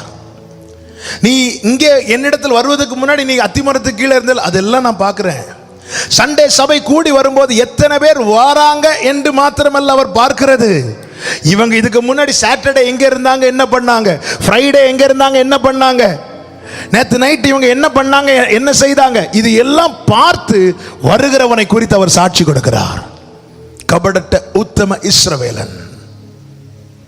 தேவனுடைய பார்வை அவர் உலாவுவதற்கு முன்னே சுற்றி பார்க்கிறார். அவருடைய பார்வைக்கு மறைவானது ஒண்ணுமே கிடையாது. காயினுடைய தோல்வி அங்கேதான் இருக்கிறது. சர்ச்சில் அவன் டாப், ஆனா வெளியரங்க வாழ்க்கையில, உலக பிரகாரமான வாழ்க்கையில அவுட். அவனுடைய கிரியைகள் நித்தம் பொல்லாப்பா இருந்துச்சு என்று 1 யோவான்ல தெளிவாக எழுதி நமக்கு கொடுக்கப்பட்டிருக்கிறது. ஆண்டவர் அதான் சொன்னார், நீ நன்மை செய்த உன் காணிக்க குறவுனால நான் அங்கீகரிக்காம இல்லை காயினே. காணிக்க நல்லா தான் இருக்கு, ஆராதனை நல்லா தான் இருக்கு, பாட்டு நல்லா தான் இருக்கு, ஆன் டைமுக்கு கரெக்டாக வந்துட்ட, எல்லாம் ரைட்டு தான். ஆனால் நீ நன்மை செய்தால் உனக்கு மேன்மை இல்லையோ காயினே. நீ சாட்சிக்கு வரும்போது தான் உன் கூட இருக்கிற பக்கத்தில் இருக்கிறவங்க எல்லாம் நீ வந்ததுக்கு அப்புறம் தான் பார்க்குறாங்க. ஆனால் நான் அப்படி இல்லை, நீ அத்திமரத்துக்கு கீழே இருக்கும்போது நான் உன்னை பார்க்குறேன். நம்முடைய வாழ்க்கையை அவர் பார்க்கிறார். வாழ்க்கையை பார்க்கிறார். அதெல்லாம் அதான் நினைவுகளை தூரத்திலிருந்து அறிகிற எல்லாவற்றையும் பார்க்கிறார். மூன்றாவதாக லூக்கா 14:7 வாசிங்க. லூக்கா 14:7. லூக்கா சுவிசேஷம் 14வது அதிகாரம் 7வது வசனம். விருந்துக்கு அழைக்கப்பட்டவர்கள் பந்தியில் முதன்மையான இடங்களை தெரிந்து கொண்டதை அவர் பார்த்து அவர்களுக்கு ஒரு உவமையை சொன்னார். நல்ல கவனிங்க. விருந்துக்கு அழைக்கப்பட்டவங்க இயேசு ஒரு இடத்துல பந்தி இருக்கும்படி அழைக்கிறாங்க. கூட அநேகர் போறாங்க. இயேசு இருக்கிற இடம் தான் ஆலயம்ல, தேவ சமூகம், தேவ சபை. அங்க வந்ததும் அதுவரை இயேசு கூட தான் வந்தாங்க. இயேசு கைப்பிடிச்சிட்டு தான் வந்தாங்க. இந்த பந்தியில டோரை திறந்ததும் ஜனங்க ஓடுவாங்க பார்த்துருக்கீங்களா? இயேசு எதை பார்க்குறா தெரியுமா? முதன்மையான இடத்தை பிடிக்க சீஷர்கள் மற்றவங்கெல்லாம் விரும்புகிறதை, அதற்காக முயற்சி செய்கிறத பார்க்கிறார் ஆண்டவர். சபையில ஸ்தானம் பிடிக்கிறது. எனக்கு அந்த இடம் வேணும், எனக்கு இந்த இடம் வேணும். ஆண்டவர், நாம சபை கூடி வருவதே அவருக்கு இடம் கொடுக்கிறதுக்கு. ஆனால் அவருக்கு இடம் கொடுப்பதற்காக சபை கூடி வர தேவன் கிருபையா கட்டளையிட அவருக்கு இடம் கொடுப்பதற்கு பதில் நாம இடம் எடுக்கிறோம். இது எனக்கு ஒரு இடம். சிலர் பார்த்துருக்கீங்களா? அவங்க சேர்ல வேற யாராவது இருந்துட்டா வேற 100 சேர் இருக்கும், வேற ஒரு சேர் அவங்களுக்கு கண்ணுக்கு தெரியாது. அந்த சேர்ல வேற யாராவது இருந்துட்டாங்கன்னா அதுக்கப்புறம் அவங்க உடனே போயிடுவாங்க, இல்லைன்னா அதுக்கு பக்கத்து சேர்ல இருந்துட்டு உம்முன்னு இருப்பாங்க. பார்த்துருக்கீங்களா? நான் உங்களை சொல்லல, வேற யாரையோ சொல்லிட்டு இருக்கிறேன். ஸ்தானம் பிடிக்கிறது, இடம் பிடிக்கிறது. நான் இத்தனை வருஷம் சீனியர், எனக்கு மைக்கு தராம ஆண்டவர் பார்க்கிறார். அதெல்லாம் பார்ப்பார். சபையில வரும்போது முதல்ல சபையில வரும்போது, ஆண்டவரே இங்க உமக்கு ஸ்தானம் இருக்கணும் ஆண்டவரே. பேதுரு மகிமையை கண்ட போது என்ன கேட்டான்? ஆண்டவர் 3 கூடாரம் போடுவோம். எதுக்குப்பா 3 கூடாரம்? உனக்கும் யாக்கோபுக்கும் யோவானுக்குமா? இல்ல ஆண்டவரே, எலியாவுக்கு ஒரு கூடாரம், மோசேக்கு ஒரு கூடாரம், அப்புறம் உமக்கு ஒரு கூடாரம். பேதுரு உனக்கு வேண்டாமா? பேதுரு ஏன் பேதுரு உனக்கு வேண்டாம்? இப்ப யோவான யாக்கோபும் தட்டி கேட்கிறாங்க, பேதுரு இதுவரை நல்லா தான் கேட்டுட்டு இருந்தேன். என்ன நல்லா கேட்டுட்டு இருந்தேன்? மலைக்கு கீழே இருக்கும் வரைக்கும், மகிமையை பார்க்கறது வரைக்கும், உமக்காக நாங்கள் எல்லாத்தையும் விட்டு வந்தோமே, எங்களுக்கு என்ன கிடைக்கும்? அழகாக தானே போயிட்டு இருந்துச்சு. இப்போ மகிமையை பார்த்தது, நீ 3 கூடாரம் கேட்டதை நாங்கள் சந்தோஷப்பட்டோம். பரவாயில்ல, என்னையும் யாக்கோபையும் கன்சிடர் பண்ணி தான் கேட்குறான். ஆனால் நீ என்னையும் விட்டுட்டு, யாக்கோபையும் விட்டுட்டு, ஒன்னையும் விட்டுட்டு, மோசேக்கு ஒரு கூடாரம், எலியாவுக்கு ஒரு கூடாரம், உமக்கோடு கூடாரம் என்று சொல்லி அதோட ஸ்டாப் பண்ணிட்டே பேதுரு. ஏன் உனக்கு ஒரு கூடாரத்தை கேட்கலன்னு கேட்டா பேதுரு என்ன சொல்லுவார் தெரியுமா? இந்த மகிமையை காண்பிக்க என்னை அழைத்து கொண்டு வந்தவர் என்னை திக்கற்றவனாய் விட மாட்டார். அவருக்கு ஒரு கூடாரம் இருக்குமானால் அந்த கூடாரத்தில் எனக்கு ஒரு இடம் உண்டு. ஆமென் சொல்லுங்க பார்க்கலாம். அவருக்கு ஒரு கூடாரம் இருக்குமானால் அந்த கூடாரத்தில் எனக்கு ஒரு இடம் உண்டு. சீஷர்கள் கலங்கி நிற்கிற சீஷர்களை பார்த்து சொன்னார், உங்கள் இருதயம் கலங்காதிருப்பதாக, என் பிதாவின் வீடு என்று பிதாவின் வீட்டை குறித்து சொல்லி அவர்களுடைய கலக்கத்தை மாற்றுகிறார். நான் போறேன், எங்க போறேன்? என் பிதாவின் வீட்டுக்கு போறேன். ஆனா நான் திரும்பி வருவேன். எதுக்கு தெரியுமா?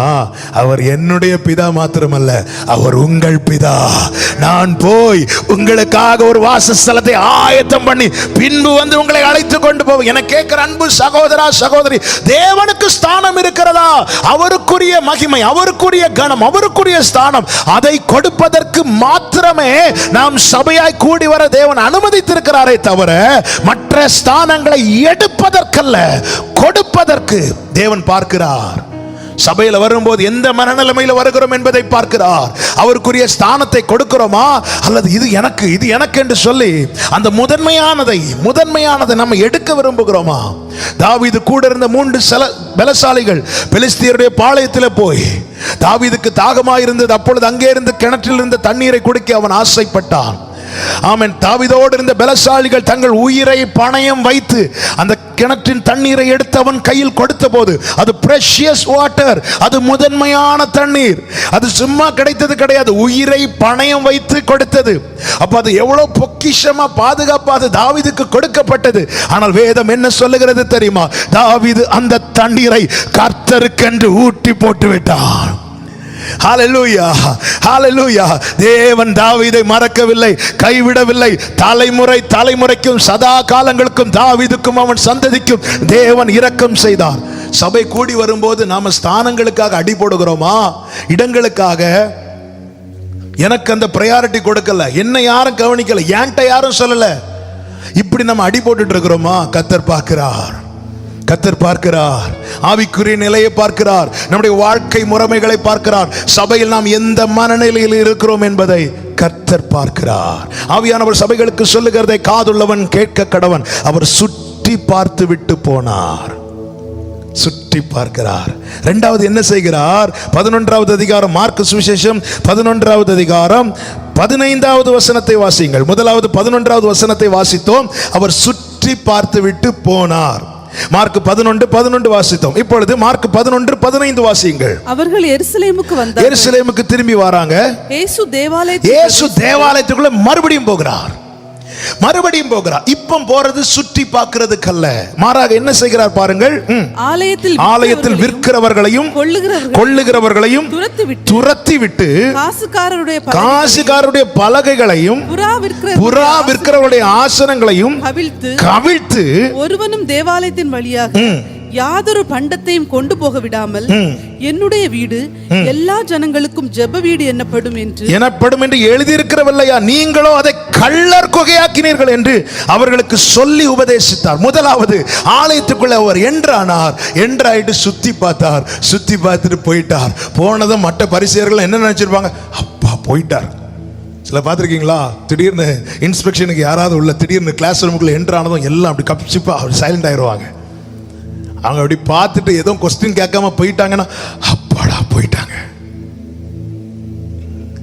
சுத்தி பார்த்துட்டு போனார், திரும்ப வந்தார். எதுக்கு தெரியுமா? சுத்திகரிக்கிறதுக்கு.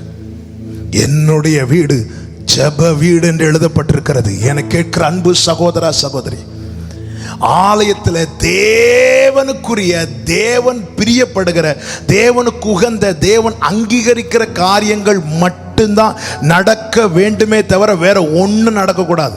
அங்கே கொடுக்கல் வாங்கல், ஏலம் போடுறது, ஏலம் எடுக்கிறது, கொடுக்கிறது, வாங்கிறது, இந்த காரியம்லாம் நடக்கக்கூடாது. தேவனால் அதை அங்கீகரிக்க முடியாது. சபையின் தலைவர் கிறிஸ்து. ஒத்துக்கிறவங்க மாத்திரம் கைகளை உயர்த்தி ஆமேன்னு சொல்லுங்க பார்க்கலாம். ஆமென். எங்க அப்பா அடிக்கடி சொல்லுவாங்க, ஒவ்வொரு இந்த டினாமினேஷன் இதுல இருந்து சிலர் பேர் போகும்போது பிராக்கெட்ல ஃபவுண்டர்னு போடுவாங்க தெரியுமா? அதை பார்க்கும்போது எங்க அப்பா சிரிப்பாங்களாம். ஏ ஃபவுண்டர் கிரைஸ்ட், ஸ்தாபித்தது கிறிஸ்து, அதுக்கு உரிமையாளர் கிறிஸ்து மட்டும்தான். ஆலயத்தில் இன்னைக்கு என்ன நடக்கிறது? ஆலயங்கள் என்ன நடக்கிறது? கர்த்தர் சுத்திகரிக்க என்ன செய்தாராம்? யோவான் 2 சொல்லப்பட்டிருக்கிறது, கயிற்றினால் ஒரு சவுக்கை உண்டு பண்ணினாராம். சவுக்கை உண்டு பண்ணிட்டு சுத்திகரிக்கிற வர இடத்துல கொஞ்சம் அந்த புறாவை ஒன்று வெளியே விடுவீங்களா? அதெல்லாம் கிடையாது. கயிற்றினால் சவுக்கை உண்டு பண்ணிட்டு வந்தார். முதல்ல சும்மா வந்தார், சுத்தி பார்த்துட்டு போனார், திருப்பி வரார், சவுக்கை உண்டு பண்ணிட்டு வரார், எல்லாவற்றையும் அடித்து அப்புறப்படுத்துகிறார். அவர் சுற்றி பார்க்கிறார். அவர் உலாவுவதற்கு முன்னே அந்த இடத்தை சுற்றி பார்ப்பார். இரண்டாவது சுத்திகரிப்பார். கரங்களை உயர்த்தி ஆமென் சொல்லுங்க பார்க்கலாம். அவர் சுற்றி பார்க்கிறார், சுத்திகரிக்கிறார். மல்கியா 3:3 வாசியுங்கள். மல்கியா 3வது அதிகாரம் 3வது வசனம். அவர் உட்கார்ந்து இந்த வார்த்தை, ஒவ்வொரு வார்த்தையுமே நம்ம கவனிக்கணும். அவர் உட்கார்ந்து வெள்ளியை புடமிட்டு சுத்திகரித்துக் கொண்டிருப்பார். உட்கார்ந்து சுத்திகரிக்கிறாராம். இப்போ 4 சுவிசேஷத்தை நீங்க படிக்கிறீங்க. 4 சுவிசேஷங்களை இயேசு செய்த அற்புதங்களை பாக்குறீங்க. எங்கேயாவது அற்புதம் செய்யறதுக்கு உட்கார்ந்து அற்புதம் செய்து எங்கேயாவது பார்த்திருக்கீங்களா? ஒரே ஒரு இடத்துல மலை பிரசங்கத்தில் ஆண்டவர் உட்கார வைங்கன்னு தான் சொல்லுவார். அவங்கள உட்கார வைங்க, இனி நீங்க கொடுங்க, அப்படிதான் சொல்லுவார். வேற எங்கேயாவது அற்புதம் செய்ய ஆண்டவர் இவ்வளவு ரிஸ்க் எடுத்து உட்கார? அவர் ஆழ்ந்த வேலை அற்புதம் செஞ்சுட்டே போனார். நேர நடந்து போயிட்டு இருக்கிறார். ஒரு மரித்த ஒரு மகனுடைய சடலத்தை ஒரு சகோதரி சிலர் எடுத்துக்கொண்டு அழுது கொண்டு வருகிறாங்க. ஒரு விதவை தாய். ஆண்டவர் ஆழ்ந்த வேலை, சரி உட்கார். அவர் உட்கார்ந்து, சரி கொஞ்ச நேரம் உட்காரும், ஒரு 10 நிமிஷம் உட்காரும். இல்ல, ஆழ்ந்த வேலையை தொட்டு அந்த பாடையை தொட்டார், எழுமுனா ஓடினா. அவர் நடந்து போயிட்டே இருக்கிறார். ஒரு கிராமத்துக்குள்ள என்ட்ராகிறார். 6000 பிசாசுகள் பிடித்த லேகியோன் வரான். ஒரே வார்த்தை தான், அவுட். அற்புதம் செய்ய அவர் உட்காரவில்லை, ஆனால் சுத்திகரிக்க உட்கார்ந்தார். நல்ல கவனமா கேளுங்க. எந்த ஒரு காரியத்தை ரொம்ப கவனமா செய்வோமோ அந்த காரியத்தை ஏனோ தானோன்னு செய்ய மாட்டோம். அந்த காரியத்தை அசால்ட்டா செய்ய மாட்டோம். அந்த காரியத்தை நாம செய்ய உட்கார்ந்துருவோம். இயேசு கிறிஸ்து உட்கார்ந்து செய்கிறார். ஆண்டவர் உட்கார்ந்துட்டாருன்னா என்ன அர்த்தம்? சுத்திகரிக்கிறது தான் அவருடைய பிரதானம். உன்னை சுத்திகரிப்பது, அதாவது அற்புதம் செய்கிறதுல ஆண்டவருக்கு ஒரு விஷயமே கிடையாது. நம்ம எதெல்லாம் பெருசா பார்த்துட்டு இருக்கிறோம் தெரியுமா? அவர் நாமம் அதிசயமானவர்ப்பா. நம்ம பெருசா பார்க்கறதுல சிம்பிளா செய்வார் ஆண்டவர். சிம்பிளா லாசரு மரித்து துணியிலே சுட்டப்பட்டு கல்லறையில் வைக்கப்பட்டு 4 நாள் ஆனதுக்கு அப்புறம் தான் இயேசு வரார். இயேசு அந்த கல்லை மாத்துங்க அப்படின்னார். கல்லை மாத்துங்க அப்படின்னு உடனே இயேசு அப்படி இருந்து கூட ஒரு 4 நாள் வெயிட் பண்ணி மெதுவா உள்ள போய் லாசரு வெளியே வா அப்படின்ட்டார். இந்த வார்த்தையுடைய கமெண்ட், அந்த வார்த்தையுடைய வல்லமையை நம்ம சிம்பிளாலாம் படிச்சு விடக்கூடாது. ஒருவன் மரிக்கும் போதே அவனுடைய ஆவி பிரிஞ்சிடும், அவனுடைய ஆத்மா சரீரத்தை விட்டு செப்பரேட் ஆயிரும். இந்த ஆத்மா எங்க போகுது நமக்கு தெரியாது. கிறிஸ்துவுக்குள் மரித்தால் இந்த ஆத்மா பரதீசிலே போகும், நித்திய இளைப்பாறுதலுக்குள்ளே போகும். ரட்சிக்கப்படாமல் மரித்தால் அது பாதாளத்தை நோக்கி போகும். வேதம் நமக்கு காண்பித்து கொடுக்கிறது. இன்னும் கிறிஸ்து மரிக்கவில்லை. ஓகே, இப்போ இந்த ஆத்மாக்கும் சரீரத்துக்கும் எவ்வளவு தூரம் இருக்கு? நிச்சயமா அதுக்கப்புறம் இந்த ஆத்மா இந்த சரீரத்தில் இல்லை. ஒருவனுடைய உயிர் எப்போ திரும்ப, ஒருவன் உயிருள்ளவன் என்று எதை சொல்லுகிறோம்? அவனுடைய நாசியில சுவாசம் இருக்கணும். மண்ணை பிசைந்து மனிதனை உருவாக்கி அவன் நாசியிலே தம்முடைய சுவாசத்தை ஊதின போது அவன் ஜீவ ஆத்துமா வானா. அப்போ ஆவி கிடைக்கிறது, ஆத்மாவும் கிடைக்கிறது. சரீரம், மண்ணை எடுத்து சரீரமாய் வணைகிறார், அதற்குள்ளே சுவாசத்தை ஊதுகிறார், அவன் ஜீவ ஆத்மா வானான். அப்போ ஜீவன் ஆவி கிடைக்கிறது, ஆத்மாவும் கிடைக்கிறது. ஆவி பிரியும் போது இந்த ஆத்மா சரீரத்திலிருந்து எடுத்துக்கொள்ளப்படும். அதன் பிறகு அது வெறும் பாடி தான். அதான் ரொம்ப நேரம்லாம் வச்சிருக்க மாட்டாங்க. உடனே என்ன, எப்போ பாடி எடுப்போம்னு தான் சொல்லுவாங்க. எப்போ அன்னாருக்கு பேரை சொல்லி இன்னாரை எப்போ எடுக்க போறீங்களா சொல்ல மாட்டாங்க. இப்ப பாருங்க, சரீரம் செத்து 4 நாள் ஆயிடுச்சு. மார்த்தாளை ரொம்ப நேசித்த சகோதரிகளே சொல்றாங்க, ஆண்டவரே நாருமே அப்படின்னு. வியாதியா இருக்கும்போது வாருமேன்னு கூப்பிட்டு இருந்தாங்க. இப்போ சரீரம் அடக்கம் பண்ணி 4 நாள் ஆச்சு. இப்போ ஆண்டவர் வந்தாச்சு. வந்த பிறகு ஆண்டவரே இப்ப நாருமே அப்படிங்கிறாங்க. ஆண்டவர் பார்த்தார், அந்த கல்லை எடு அப்படின்ட்டார். கல் எடுத்துட்டு உடனே அங்கிருந்து 1/2 மணிக்கு அப்படி கொஞ்ச நேரம் இருந்துட்டு அப்படி ஒண்ணும் கிடையாது, லாசரு வெளியே வாண்டார். இந்த வார்த்தை உடனே போய் எங்க தட்டி இருக்கும் சொல்லுங்க? எங்க தட்டி இருக்கும் நான் சொல்லவா? கல்லறைக்குள் இருந்த லாசருவை அல்ல, இவனுடைய ஆத்மா ஒரு இடத்துல போய் இளைப்பாரி கொண்டிருந்த அல்லவா? இந்த வசனம் போய், இந்த வார்த்தை போய் அந்த ஆத்மாவை கொண்டு வந்து இந்த சரீரத்துக்குள்ளே வைத்து இவனை புதுப்பித்து இவனை கல்லறைக்கு வெளியே கொண்டு வந்து விட்டது. இந்த வசனத்தை கொண்டுதான் கர்த்தர் என்னோடு பேசிக் கொண்டிருக்கிறார். நிச்சயம் உள்ளவர்கள் கரங்களை உயர்த்தி ஆமென் சொல்லுங்க. உனக்கான நன்மை, உனக்கான ஆசீர்வாதம் எந்த தாழ்விடத்துல, எந்த பள்ளத்தாக்குல இருந்தாலும் நீ இருக்கிற இடத்துல இந்த வசனம் போய் கொண்டு வந்து உன் முன்னாடி கொண்டு வந்து நிறுத்தும். ஆமென், ஆமென். இந்த அற்புதம்லாம் செய்ய ஆண்டவர் உட்காரலங்க, அவர் நின்னுட்டே பண்ணாரு. ஆனா சுத்திகரிக்க ஆண்டவர் உட்கார்ந்துட்டாரு. ஏன் தெரியுமா? ஆண்டவர் சொல்லுகிற அந்த மல்கிய 3 கடைசியில் வாசித்தீங்கன்னா தெரியும், என்னுடைய சம்பத்தை சேர்க்கும் நாளில் அவர்கள் என்னுடையவர்களாயிருப்பார்கள். அல்லேலூயா. அற்புதம் பெற்றவர்கள் எல்லாம், நல்ல கவனி, அற்புதம் பெற்றவர்கள் எல்லாம் பரலோகத்தில் வருவார்களா? கிடையாது. ஆனா சுத்திகரிக்கப்பட்ட எல்லாரும் அவரோடு கூட இருப்பார்கள். கரங்களை உயர்த்தி ஆமென் சொல்லுங்க பார்க்கலாம். சுற்றி பார்க்கிறார், சுத்திகரிக்கிறார். சுத்திகரிக்க சவுக்கு எடுப்பார். சவுக்கை எடுத்து, சவுக்க கைட்டுனால சவுக்கு உண்டு பண்ணுவாராம். அப்படின்னா என்ன அர்த்தம்? சுத்திகரிக்கிற ப்ராசஸ்ங்கிறது பெயின்ஃபுல் ப்ராசஸ். கடந்த ஃபாஸ்டிங் பிரேயர்ல சொன்னேன் அல்லவா, மிகுந்த உபத்திரவத்திலிருந்து வந்த ஒரு கூட்டம் சிங்காசனத்துக்கு முன்பாக நிற்கும் போது யோவான் தூதனை பார்த்து கேட்கிறான், இவங்கள யாரு? உடனே தூதன் சொல்லுகிறான், இவங்க ஆட்டுக்குட்டியின் ரத்தத்தினால தோய்த்து வெளுத்தவர்கள். ரத்தத்தினால வெளுக்கப்பட்டவங்கன்னு சும்மா சொல்ல, தோய்த்து வெளுத்தவர்கள். தமிழ்ல ரொம்ப அழகா இருக்கும். அப்படின்னு என்ன அர்த்தம்? ஒரு துணியை துவைக்கும் போது வெறும் தண்ணி பவுடர் போட்டு அப்படி வைக்க மாட்டாங்க. அதில் அதுக்கு ஒரு பீரியட்ல அதை எடுத்து கல்லில் போட்டு அடிப்பாங்க. பார்த்துருக்கீங்களா? அடின்னு அடிப்பாங்க இல்ல, தூக்கி போட்டு அடிக்கிறது. துணியை கல்லில் அடிக்கிறது கிழிக்கிறதுக்கு அல்ல. ஆனா துணிக்கு எப்போ என்ன தெரியுமா? ஐயோ நம்ம அடிச்சு கொள்றாங்களே அப்படின்னு. எந்த துணியை இப்படி அடிப்பாங்க? எந்த துணியை திரும்ப போட விரும்புறாங்களோ அந்த துணியை, எந்த துணியை மீண்டும் பயன்படுத்த விரும்புகிறோமோ அந்த துணியை தான் திரும்ப திரும்ப கேர் பண்ணி அதை துவைப்போம். இவர்கள் ஆட்டுக்குட்டியின் ரத்தத்தினால தோய்த்து வெளுத்தவர்கள். சொல்லிட்டு அடுத்த வார்த்தை சொல்லுவார், ஆட்டுக்குட்டியானவரை பரலோகத்தில் நீங்க பார்க்கணும்னா இவங்க நடுவில், இவங்களை பார்த்தா போதும், இவங்க நடுவில் தான் அவர் இருப்பார். ஆமென், ஆமென். இங்கே நம் நடுவில் அவருக்கான ஸ்தானத்தை கொடுக்கும் போது அங்கே நம்மை கொண்டு போய் நம் நடுவில் அவர் இருப்பார்.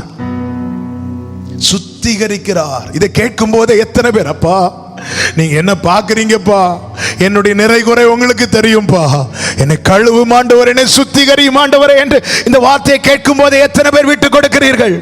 எத்தனை பேர் தேவ சமூகத்தில் உண்மையாய் உங்களை அர்ப்பணிக்கிறீர்கள்? உங்களுக்கு என்ன தெரியும்பா, என்னுடைய நிறை குறை உங்களுக்கு தெரியும்பா, சுத்த இருதயத்தினிலே சிருஷ்டியும் ஆண்டவரே என்று சொல்லி எத்தனை பேர் சுத்திகரிக்கிறார்.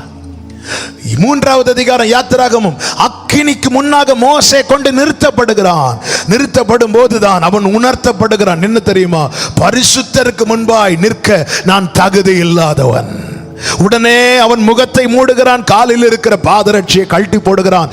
தேவன் உங்கள் நடுவில் பற்றி எறியும்படி அனுமதிக்கிற அக்கினி நீ யார் என்பதை உன்னை உணர்த்தவும் உன்னை உருவாக்கவுமே. எலியா இஸ்ரவேல் ஜனங்களை அழைத்து அவர்களுக்கு முன்பாக நீங்கள் எந்த மட்டும் 2 நினைவுகளால் குந்தி குந்தி நடப்பீர்கள் என்று பயங்கரமான ஒரு செய்தி சொல்லும் போது அவங்க ஒரு வார்த்தையும் மறு உத்தரம் கொடுக்கவில்லை, ஒரு ஆமேன் கூட போடல. அவன் பலிபீடத்தை கட்டி கர்த்தரை நோக்கி என்னை கேளும் என்னை கேளும் என்று கதறின போது வானத்திலிருந்து அக்கினி இறங்கினது. அக்கினி இறங்கினதோ ஜனங்கள் எல்லாரும் உணர்வடைந்தார்கள். தேவன் வாழ்க்கையில் அனுமதிக்கிற அக்கினி உன்னை அழிப்பதற்கல்ல, உன்னை சுத்திகரித்து அவருடையவனாய் அவருடையவளாய் நிறுத்துவதற்கு. சுற்றி பார்க்கிறார், சுத்திகரிக்கிறார். கைகளை உயர்த்தி ஆமென் சொல்லுங்க. நேரம் அதிகம் போகிறபடியினாலே நான் சொல்லி முடிக்கிறேன். நம்ம எல்லாம் அவர் பார்க்கிறார். வேதம் என்ன சொல்லுகிறது? சங்கீதம் 11, நன்றாய் தெரிந்த சங்கீதம், 11வது சங்கீதம், அதனுடைய 4வது வசனத்தை வாசிங்க. 4வது வசனம். கர்த்தர் தம்முடைய பரிசுத்த ஆலயத்தில் இருக்கிறார். கர்த்தருடைய சிங்காசனம் பரலோகத்தில் இருக்கிறது. அவருடைய கண்கள் மனுபுத்திரரை பார்க்கிறது. அவருடைய இமைகள் அவர்களை சோதித்து அறிகிறது. சுற்றி பார்க்கிறார், சுத்திகரிக்கிறார், பார்க்கிறார், சோதிக்கிறார். ஆமென். அடுத்த வசனத்தை வாசிங்க. கர்த்தர் நீதிமானை சோதித்தறிகிறார். இமைகள் சோதித்தறிகிறது. அதுல யார் நீதிமான்களோ அவங்களை எடுத்து திரும்பியும் சோதிக்கிறார். கர்த்தருடைய வசனம் 7 முறை புடமிடப்பட்டது. திரும்ப திரும்ப. என்ன ஆண்டவரே, 2019 இப்படி நடத்துனீங்க, 2020 திருப்பியும் இப்படி நடத்துறீங்களே ஆண்டவரே. ஏன் தெரியுமா? உன்னை அவர் இழக்க விரும்பல. உன் வாழ்க்கையில் அவர் உலாவ விரும்புகிறார். உன் குடும்பத்தில் அவர் உலாவ விரும்புகிறார். சுற்றி பார்க்கிறார், சுத்திகரிக்கிறார். நேரம் போகிறபடியால் நான் சொல்லி முடிக்கிறேன். மார்க் 11:11 அவர் சுற்றி பார்க்கிறார். மார்க் 11:15 அவர் சுத்திகரிக்கிறார். மார்க் 11வது அதிகாரம் 27வது வசனம். அவர்கள் மறுபடியும் எருசலேமுக்கு வந்தார்கள். அவர் தேவாலயத்தில் உலாவிக் கொண்டிருந்தார். கரங்களை உயர்த்தி ஆண்டவருக்கு மகிமை. ஹல்லேலூயா. முதலாவது தேவாலயத்தில் வந்தார், அவர் சுற்றி பார்த்தார், போயிட்டார். திரும்பி வந்தார், அவர் சுத்திகரித்தார். அதன் பிறகு எதற்காக ஆண்டவர் இதை செய்கிறார்? எதற்கு தெரியுமா? அவர் மறுபடியும் வந்து glory அவர் மறுபடியும் வந்து தேவாலயத்திலே உலாவிக் கொண்டிருக்கிறார். நான் இயேசுவின் நாமத்திலே நான் கடந்த 2-3 வாரங்களை இதுதான் சொல்லி இருக்கிறேன். இப்போ மெயின்டெனன்ஸ் ஒர்க் நடந்துட்டு இருக்கிற சபையில தேவ பிள்ளைகளுடைய வாழ்க்கையில் ஆண்டவர் இந்த சுத்திகரிக்கிற ப்ராசஸ் ஓடிட்டு இருக்கிறது. அப்படி என்றால் என்ன அர்த்தம் தெரியுமா? சுத்திகரிக்கப்பட்ட பின்பு மீண்டும் வருவார். சபை நடுவில் உலாவி அவர் நம்முடைய தேவனாய் இருப்பார், நாம் அவருடைய ஜனங்களாய் இருப்போம். எத்தனை பேர் என்னோடு கூட சேர்ந்து ஆமென் என்று சொல்லுவீர்கள்? உங்கள் வலது கரத்தை உயர்த்தி ஆமென் என்று சொல்லி ஆண்டவருக்கு மகிமை செலுத்துங்க. சுற்றி பார்க்கிறார், சுத்திகரிக்கிறார். அதன் பிறகு அவர் மறுபடியும் வந்து இந்த அனுபவத்துக்கு நேராய் கர்த்தர் நம்முடைய சபையை, ஒவ்வொரு தேவ பிள்ளைகளை நடத்துவாராக. அவர் நம் நடுவில் உலாவி நம்முடைய தேவனாய் இருக்க விரும்புகிறார். நாம் அவருடைய ஜனங்களாய் இருக்க வேண்டும் என்பதற்காகவே கர்த்தர் இதை செய்கிறார். கர்த்தர் தந்த வார்த்தைகளுக்காக கோடி ஸ்தோத்திரம். ஆவியான